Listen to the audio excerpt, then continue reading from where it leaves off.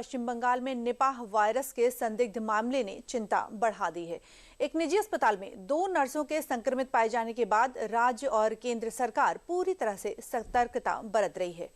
केंद्रीय स्वास्थ्य मंत्रालय ने national joint outbreak response team स्थापित की है। पूरी खबर हम आपको दिखाएंगे अपने इस रिपोर्ट में।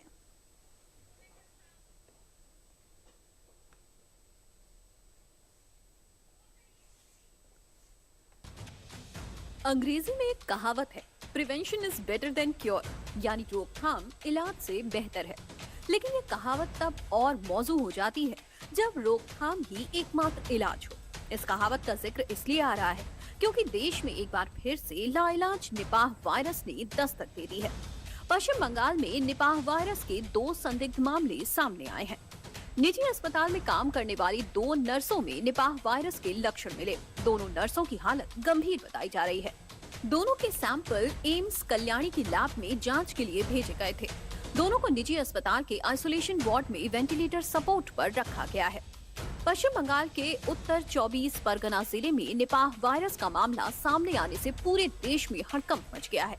इधर संक्रमण की जानकारी मिलते ही केंद्रीय स्वास्थ्य मंत्रालय एक्शन मोड में आ गया है।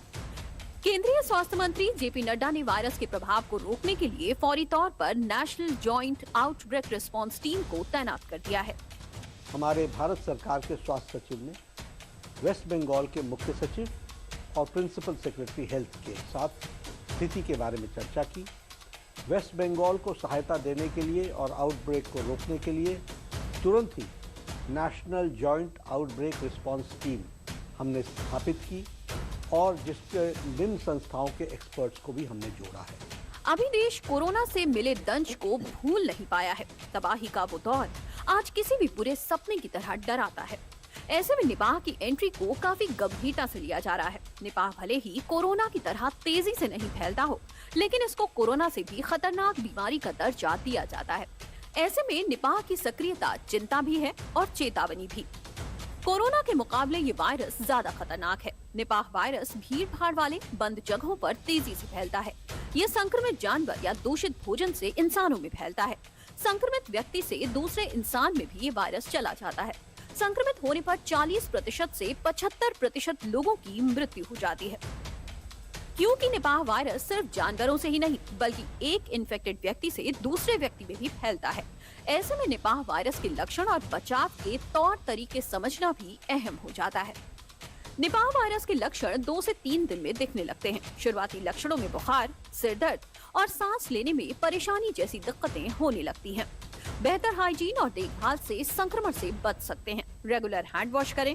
इंसेफेलाइटिस या मेनिंजाइटिस से पीड़ित व्यक्ति के ब्लड या लार के संपर्क में न आए। जहां चमगादड़, सुअर रहते हैं वहां न जाएं। चमगादड़ के संपर्क में आई चीजें न खाएं। कच्चे खजूर का रस पीने से परहेज करें। लक्षण दिखते ही संक्रमित व्यक्ति को खुद को आइसोलेट कर लेना चाहिए। जो संपर्क में आए हों उन्हें भी आइसोलेट करें और उनकी जांच कराएं। निपाह वायरस इसलिए भी खतरनाक की श्रेणी में आता है क्योंकि इससे बचाव के लिए ना तो अभी तक कोई दवा बनी है और ना ही वैक्सीन। यानी निपाह से बचना है तो सतर्कता ही सबसे बड़ा इलाज है।